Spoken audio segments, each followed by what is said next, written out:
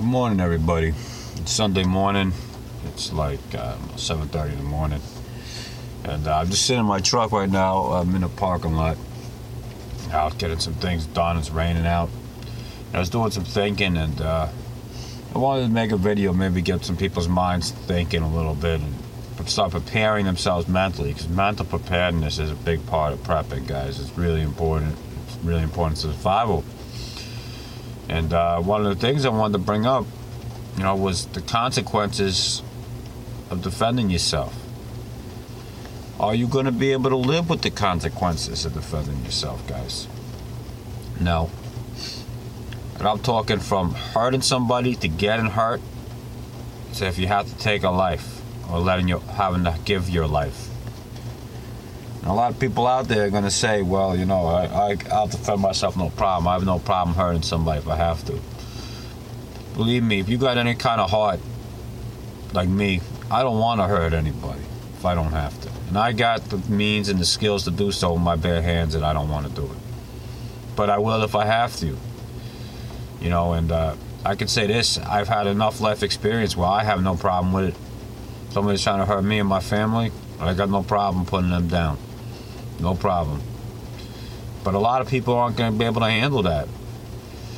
Some people out there are just good-natured people, really don't want to hurt anybody. And when they get pushed to the point that they have to,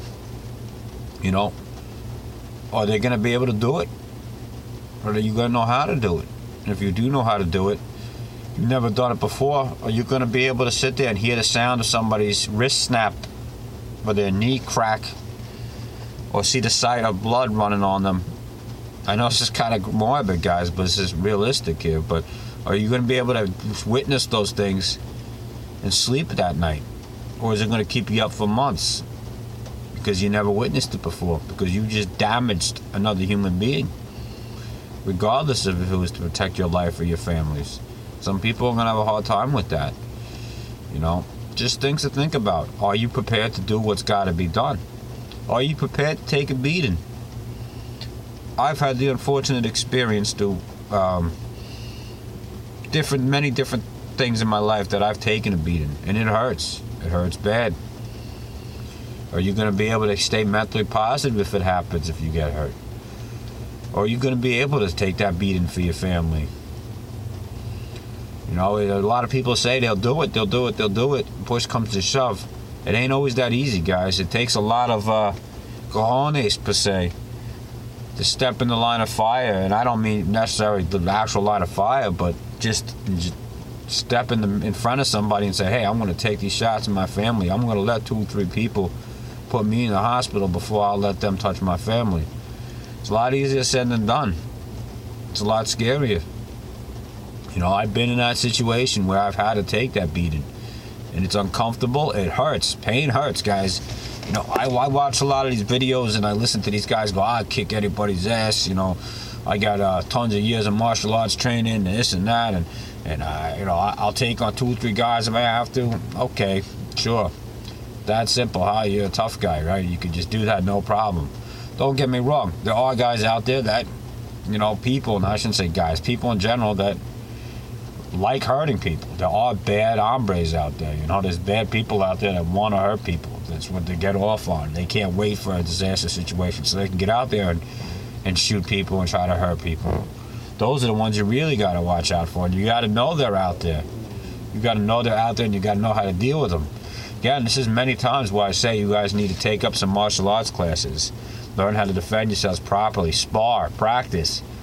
It's a lot different in a real-world situation, guys. A lot different in a real-world scenario. You could take 15, 20 years of martial arts, and if you've never had to use it, it's not going to be second instinct to you, generally speaking. You got to spar. You got to practice. You got to know what to do. You got to know how to tell when somebody's telegraphing what they're going to do toward you. Telegraphing is when they're giving a sign away that they're going to come with a kick or a punch. Know what you're up against. Know how to tell if they're a boxer, if they know karate. Know how to tell if they're just a street thug that just wants to punch your lights out. Know how to tell if they're going to be reaching for a weapon behind them or in their ankle. Things like that. Know how to tell these things. Know how to deal with them. Be prepared for the consequences of your actions. Now, I'll say this too. Take it a life. Everybody says on the YouTube videos I watch, all these so-called tough guys out there saying, oh, I could take a life, no problem, and I'll give my life, no problem. Let me tell you something. I obviously never give my life because I'm still here talking, making these videos. But I can tell you right now, I don't want to die. I would have no problem laying down my life for my families. Hell, I put myself in harm's way a few times to protect other people. And I will tell you this. It's scary. Anybody who says that they got no fear, see, I don't have a fear of losing my life. I care more about my family being without me. That would be my fear. My family having to be without me. But I would sacrifice myself in a heartbeat to protect my family. My wife, my daughter, even my dogs. I love my dogs. Nobody touching my dogs. You touch my dogs, we got a big problem. But, you know, it's really important to know that it's not going to be that easy to live with. I'm not saying you can't live with it, but you got to take a life, somebody else's life. I'll tell you, it's not going to be an easy thing to live with.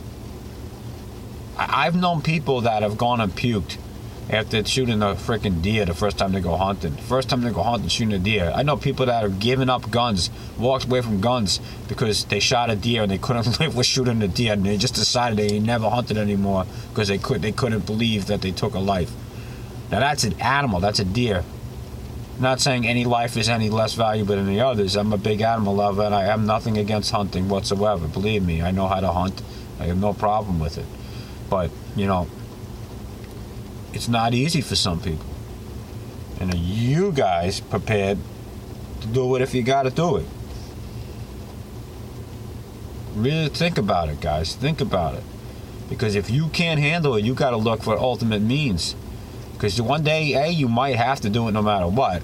Always keep that in the back of your mind, and prepare yourself the best you can. No mental preparedness in the world will ever make you 100% prepared to really hurt somebody and or take a life unless you're just a psychopath. It's going to be difficult. If you got any type of compassion or heart, it's going to be difficult at first. It might not be difficult to pull the trigger. It might be difficult to punch somebody out. But what might be difficult is knowing that you hurt or taken the life of somebody else's father, somebody else's son, somebody else's brother, somebody else's uncle. We're human beings, guys. If we have no compassion, then we don't belong in society. You have to have some kind of compassion, you know, and that's what keeps us all human. And that's why I'm making this video. I'm no different. You know, I don't want to hurt anybody if I don't have to. I've had to, and it sucks, guys. It sucks. Not a good feeling. Yeah, you know, I've looked at him and thank God it was him and not me that got hurt. Thank God it was him and not my family. I've been in that situation. And it's a tough one. Can you live with it? Can you live with the consequences? You know, I mean, we talk a lot in the community. We talk about, you know, things of would you let this person or that person into your group or your community survive a situation? You know, if the risk outweighs the reward, don't do it. If the reward outweighs the risk of having a person in there, are you prepared to kick this person out? Are you prepared to throw another, your supplies are running low and this person's just going bananas, eating all your food, and are you prepared to throw them out and let somebody starve? Are you prepared for that? Are you prepared to let, if you don't want to let other people in because you have X amount of supplies, and I totally understand. I'm one of those people that my family is, nobody's coming in my community. I mean, unless you really, really got something that's you can bring to the table that we really don't have and we really need more than anything in the world, you ain't getting in. Now, that's not everybody's point of view in survival and the whole group mentality, but that is mine. That's the way I am, and there's nothing, I don't think there's anything wrong with that. I don't think there's anything wrong with anybody thinking the opposite. But if you're like me, are you prepared to let somebody starve? Are you prepared to let somebody starve? Knowing that you got food to eat and they don't. But if you let them in, that your resources are going to deplete faster and your family is going to go hungry soon. Or go hungry sooner. Are you prepared to tell somebody, no, sorry, you got to starve. It ain't my freaking problem. It's heavy stuff, guys. It's really heavy stuff. And I was thinking about it this morning when I woke up, you know, and I want all you guys out there that watch this video, hopefully nobody thinks I'm heartless, but I want you guys to really think about this, you know, and Think about the consequences of your actions in survival situation. And I mean more lines the self-defense situation in general, but as a whole, if you guys are willing and able to deal with the consequences, really something to think about, guys. It's good, some good Sunday morning food for thought. I hope this provokes people's minds to get rolling. And it's Sunday morning. God bless you guys. All of you who watch my videos, you guys are awesome. I hope you all stay safe out there. And I'm going to be down in the homestead. I'm leaving on Thursday and be down in the homestead for a week, so I'm going to do a video or two down there, let you guys see the property and, you know, what I'm going to be moving to down there, and hopefully you guys enjoy that. Again, God bless you guys. Have a happy, safe Sunday. Have a happy, safe week. And thank you all for watching my videos. And again, hope this provokes some thought.